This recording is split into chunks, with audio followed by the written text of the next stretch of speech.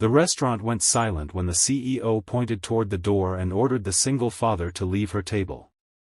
What happened next was something nobody in that elegant dining room could have predicted. One by one, the wealthy clients who had come to sign a multi-million-dollar contract pushed their chairs away from the CEO and refused to sit with her. And the reason had nothing to do with business.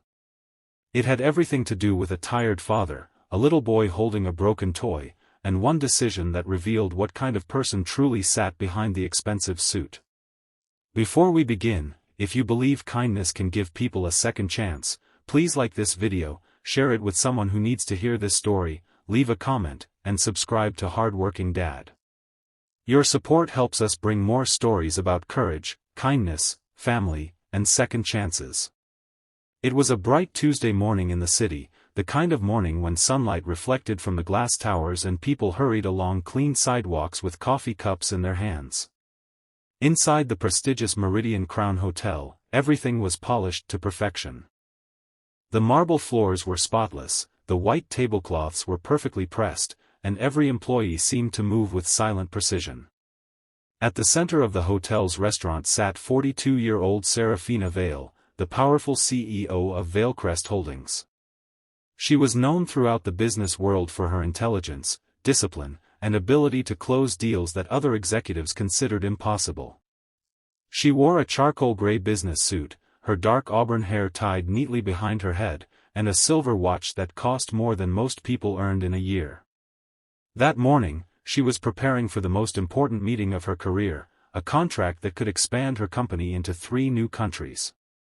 Across the restaurant, however, a very different kind of struggle was unfolding. 36-year-old Rowan Mercer had arrived carrying a worn black backpack and holding the hand of his 8-year-old son, Milo. Rowan was a single father who had spent the last several years rebuilding his life after losing his wife unexpectedly. He worked 2 jobs, repaired commercial appliances during the day and delivered groceries in the evenings, while doing everything possible to make sure Milo never felt like his father had given up. His clothes were clean but clearly old, his shoes showed signs of heavy use, and his face carried the unmistakable exhaustion of someone who rarely slept enough. He had not come to the hotel for luxury.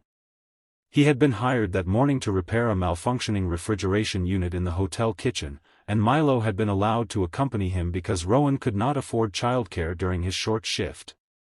While Rowan waited for the maintenance supervisor, Milo noticed an empty chair beside Serafina's table. He had dropped his little wooden airplane, the one his mother had given him years earlier, and when it broke beneath another guest's chair, he instinctively moved toward the nearest open table to retrieve it. Rowan hurried after him, apologizing quietly to the staff and trying to keep his son from disturbing anyone. Unfortunately, Milo's small hand accidentally brushed against the edge of Serafina's table, causing a glass of water to tremble. It did not fall, nothing was damaged, but Serafina immediately looked up. Her expression changed when she saw Rowan standing beside her table. She looked at his worn jacket, his work boots, and the backpack hanging from his shoulder.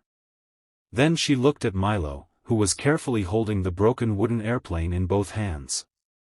Without asking why they were there or what had happened, Serafina told the restaurant manager that she did not want maintenance workers or their families near her table while she was conducting business.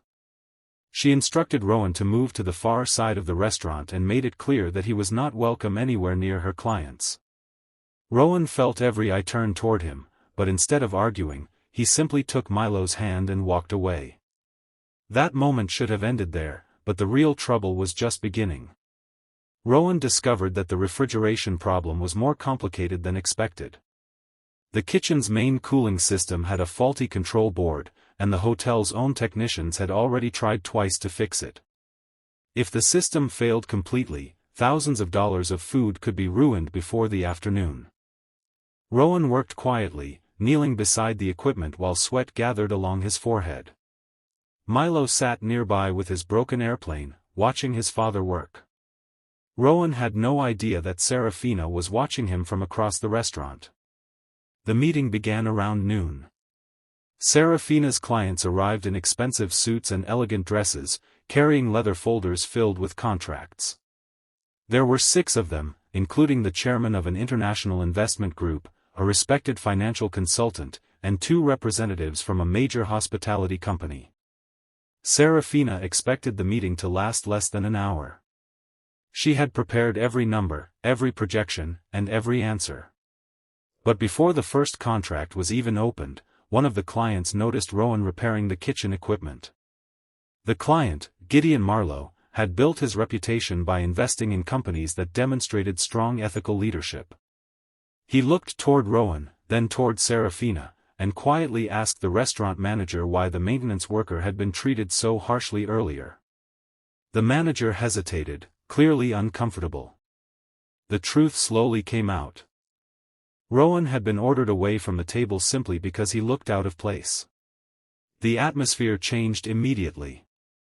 Another client, Nadira West, glanced toward Milo, who was sitting alone near the window. She noticed that the little boy was trying to repair his wooden airplane using a tiny strip of tape from his school bag. Nadira recognized the expression on his face because she had once been that child herself. She had grown up with very little and remembered what it felt like to be judged by the condition of her clothes instead of the content of her heart. Serafina tried to redirect the meeting toward business, but her clients were no longer listening. Gideon closed his folder. Nadira placed her pen on the table. The others exchanged uncomfortable looks.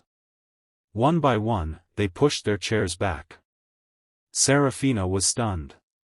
The contract represented nearly $80 million in projected business over 5 years. She could not understand why 6 experienced executives would risk walking away over something that seemed so small to her. Then Gideon explained what she had failed to understand. A company was not only judged by its profits. The people who led it were judged by how they treated those who had nothing to offer them. If Serafina could humiliate a hardworking father simply because he did not look wealthy enough to belong at her table, then they had no confidence that she would treat employees, partners, or customers with dignity when nobody important was watching. The word struck Serafina harder than any financial loss could have. For the first time that day, she looked past Rowan's worn jacket and saw what she had refused to see earlier. She saw a father who had been working since sunrise. She saw a child who was trying to repair the only toy that connected him to his mother.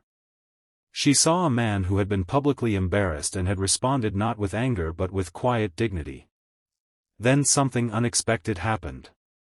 The hotel manager rushed into the restaurant and announced that the refrigeration system had been repaired. Rowan had discovered that the previous technicians had replaced the wrong component. He had used a temporary adjustment to stabilize the system and identified the exact part that needed replacement. The hotel had avoided a major loss. Serafina stood up and walked toward him. For a moment, Rowan looked uncertain. He expected another complaint. Instead, Serafina apologized in front of everyone. She admitted that she had judged him by his appearance, treated him without dignity, and embarrassed him in front of his son. She did not blame the pressure of the meeting or pretend that she had misunderstood the situation. She accepted responsibility. Rowan did not immediately respond. He simply looked at Milo, who was still holding the broken airplane. Then he looked back at Serafina and accepted her apology with quiet grace. But the most emotional moment came when Serafina noticed the wooden airplane more closely. She learned that Milo's mother had given it to him before she passed away, and that his father had been trying to repair it for months because buying a replacement felt impossible. Serafina picked up the broken toy only after Milo offered it to her and promised to have it carefully restored. The next morning, Rowan received an unexpected call from the hotel. They offered him a permanent position as a senior maintenance specialist, with better pay, health benefits, and a schedule that allowed him to spend evenings with Milo. The hotel had learned from the previous technicians that Rowan's practical knowledge and dedication were exceptional. But Rowan initially wondered whether the offer was simply charity. It was not. The hotel's director explained that Serafina had personally recommended him after discovering that he had solved a problem their expensive contractors had failed to identify. She had also asked the hotel to create a policy ensuring that every worker, regardless of position, would be treated with respect. Months later, Rowan's life looked completely different. Milo had started at a better school, Rowan had a stable job, and the repaired wooden airplane sat safely on a shelf above their small dining table. Serafina also changed, although not overnight. She became known for visiting company warehouses and speaking directly with employees instead of only meeting executives. She began asking managers a question she had never asked before: how are the people at the bottom of the organization being treated? The contract she almost lost was eventually signed, but the clients demanded one additional condition. They wanted Serafina to establish a company foundation dedicated to supporting single parents who were working hard to rebuild their lives. She agreed. Rowan later became involved in the program, helping the foundation identify practical employment opportunities for struggling fathers and mothers. 1 year after that embarrassing morning, Serafina returned to the same restaurant. This time, she did not sit alone at an exclusive table. She invited Rowan and Milo to sit beside her. There were no VIP sections, no special treatment, and no judgment based on clothing. There was simply a table filled with people who had learned that dignity should never depend on wealth. Milo brought his wooden airplane with him. It had been restored beautifully, with every broken piece carefully repaired. He placed it on the table between Rowan and Serafina. The little airplane became a quiet symbol of everything that had changed. It represented loss, struggle, kindness, and second chances. Serafina later admitted that the most expensive lesson of her life had not come from a boardroom, a financial report, or a failed investment. It came from a single father wearing worn work boots and an 8-year-old boy carrying a broken toy. She had believed that success meant being important enough to control who sat at her table. That day taught her that real success was becoming the kind of person others wanted to sit beside.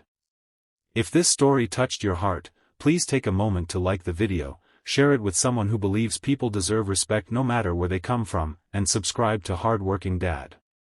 Your engagement helps these stories reach more people who may need a reminder that one act of kindness can change an entire life. And before we end, please comment "Everyone deserves a seat at the table" if you believe nobody should ever be judged by their clothes, their job, or the amount of money in their pocket. Because sometimes the person we push away is the person who teaches us the lesson we needed most. Rowan walked into that restaurant as an invisible maintenance worker and walked out having changed the heart of a powerful CEO. Milo walked in carrying a broken airplane and walked out carrying proof that broken things can be repaired. And Serafina walked in believing that a table was a symbol of status, only to discover that a table means far more when there is room for everyone. The next time you see someone who looks tired, poor, forgotten, or out of place, remember Rowan and Milo. You never know what battle they fought before they entered the room. You never know how hard they worked just to stand where they are. And you never know whether the smallest act of respect from you might become the moment that gives them the strength to keep going. Sometimes, kindness does not cost anything. But to the person receiving it, it can be worth everything.